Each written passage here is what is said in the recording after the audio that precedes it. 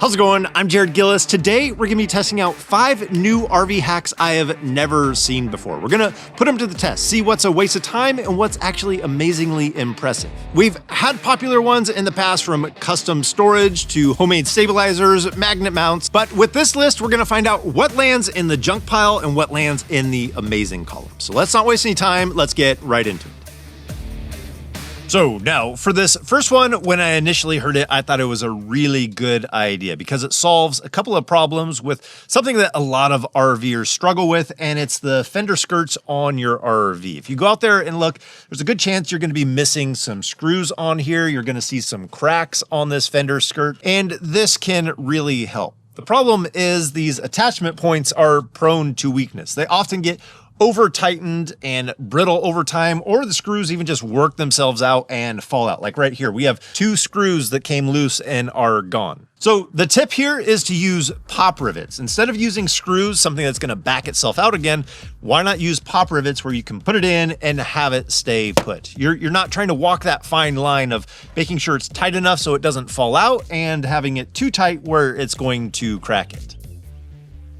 So now, what do I think? Does this land in the win column or the bust column? For me, it's gonna be a win, but I would make just a couple of changes. Number one, I would use black rivets. That way they're just gonna disappear in here rather than using the ones that are going to stand out. So match your rivets to the skirt. If you had a white skirt, these would work. If you have a black skirt, get the black headed ones. I like this because it solves one of the 2 problems. Number one, I'm not going to have the screws backing themselves out anymore. These rivets are gonna hold and they're not going to come loose. The thing that they don't help out on is not over tightening, because you don't really have the ability to change how tight your rivet is going to go on. And really the only way to fix that is to glue some washers or put a spacer back in there so that it's not going to try and pull this plastic closer to that sheet metal than it should. Because we have that little lip on the top here, it's trying to make up that distance and pull that plastic in. This is a win, but not perfect. Let's move on to the next one.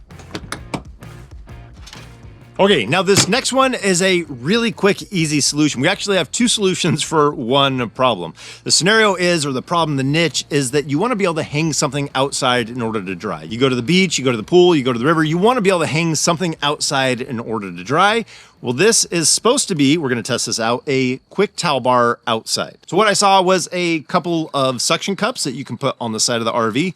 Quick disclaimer on this in a minute. And then we're going to put a broom handle in between those. Okay, so it works, but number one, I didn't have matching suction cups. These are just the ones that I had.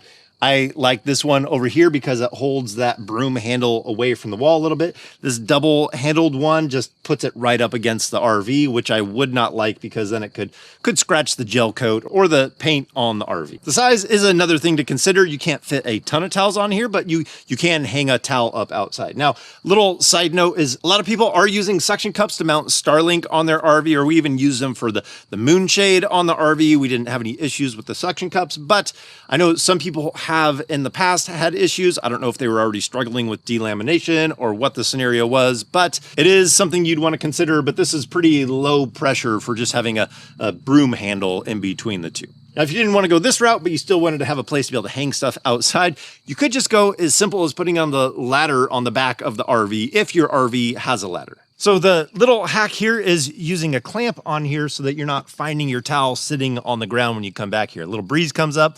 Next thing you know, this is in the dirt. So this will keep it from falling on the ground. But again, size isn't overly huge, so fitting multiple towels on here kind of gets bottled up, and then is it really going to dry? But if you got a couple of things that you need to dry, you can have these basically oversized clothespins in order to make sure that you're not going to lose whatever you're putting back here. Just don't forget before you drive away. Now, there was one other thing with the suction cup while we're on that topic that had the power cord in mind. Now, the hack that I saw that we're going to check out was relieving the pressure off of your power cord from the side of the RV with a really inexpensive suction cup. Because your cord is basically acting like a lever, and yes, they do make an adapter or a fitting on here that would be a 90 degrees, so that way it would be less pressure on the side of the RV, but this is really inexpensive, so let's give it a try. So basically they just took this, looped it around, took the suction cup to the side of the RV, and then tightened it down. And so that way, all that weight is now on the suction cup and not on the cord or the outlet itself here, or rather the inlet. For us, this also lands on the metal down here, so no worries about using a suction cup on there at all. And it does eliminate the pressure off of this fitting here. You can see that it already has some bend to it just for the amount of time. Interesting idea. Short little future update from when I was making the video. Came out the next morning, this was on the ground, it didn't hold overnight, so this one didn't work for us. I don't know if I needed a better suction cup or it didn't work on the metal. Whatever it is, either way, this one wasn't my favorite, but back to the video. Now, we have 3 more hacks that we're going to get to, but I wanted to tell you about something that we've been using for a while, which is today's sponsor, which is Incogn. It's a service that helps protect our privacy by scanning data broker databases for our personal information and submitting removal requests when our records are found. It's helped us get rid of some of the marketing emails and texts and lower our risk on the data breaches, because we know data breaches are going to happen, and I want my name on fewer lists, so when they happen, I'm not as exposed. Less risk. That's why it's important for us to get our name off of these lists, because you never know when these data brokers are going to sell your personal information to other people. And that's where Incogn makes it really simple. You just sign up, create an account, authorize them to act on your behalf, and they start doing the work. And they don't just scan once, they continue scanning for your name on more lists, which will help improve your protection over time. The longer they run, the more you're protected. So if you're interested in getting your name off of these lists that are out there, click the link down in the description.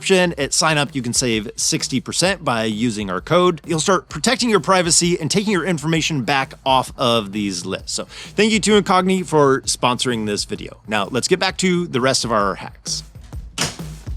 Okay, now this one is to help hide some of the stuff in the RV. There's things that look good on the showroom floor, but don't always look good in practical RV life. And it's the glass that you have on some of the cabinets. Our glass is smoked, so you can't really see all that well into it. You still can see, so if it's messy in there, you want to cover it up.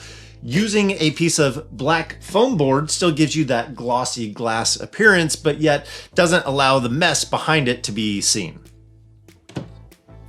This one's not bad. You can't see anything behind there. You still have that glass look on the outside, so everything's hidden. And it was really inexpensive. Going to the dollar store, picking this up for $1.25. Easy little hack for sure. And I didn't even do anything to adhere it in there, so it'd be easy to remove. When I cut it, I just made sure that it was snug, so it fits really tight into place. Let's move on to our next one. And yes, I didn't even really think about it till now, but we do keep bear spray in there. It's always something that we've kept close to the door. If we go to bear country, we have bear spray, but it's a quick, easy defense. So this one over here is for underneath the bed. And the tip that I heard was adding airflow underneath your mattress. The problem that some people have is they'll get mold in between their mattress and the plywood that's underneath here. So if you've never checked yours, it's definitely worth checking out.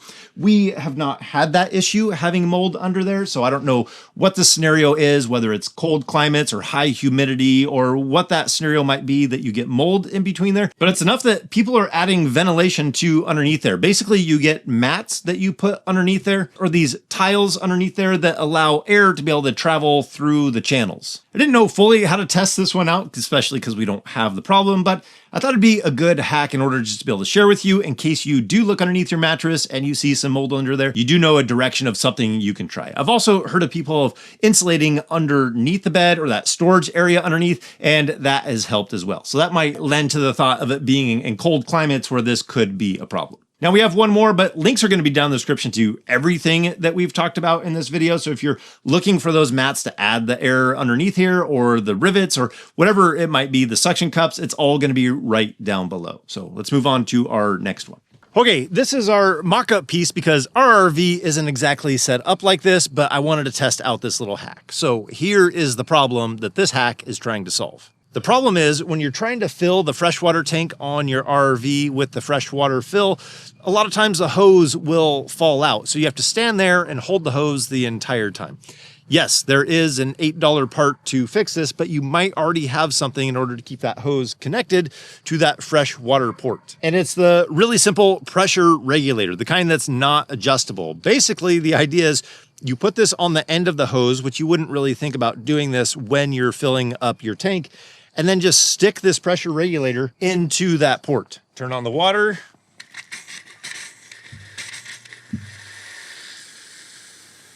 And you don't have to stand there and hold it. This looks really ghetto. that definitely works. So like I said, there is an $8 part from Camco that you can get that basically does that with a shutoff on the end, and it sticks that hose in just a little bit farther. But this is something that you might already have. I have seen people get an extra cap and they put a length of hose on the other side to be able to just screw it into place. But at that point, you're starting to spend more money than really that $8 part that you just could have gotten. If you have the extra parts, why not? Great idea. But this definitely did work. So on this list, we had some that worked, some that were mediocre, but I think that's going to do it for today. I hope you guys enjoyed this. Hope that there was something you were able to gain from this. It's going to help you enjoy RVing even more. If you have a hack that you want to share that you don't think is very common out there, please leave that down in the comments. I would love to hear it. So anyways, I think that's going to do it for today. As always, if we don't see you on the road, hopefully we will see you next video. Take care.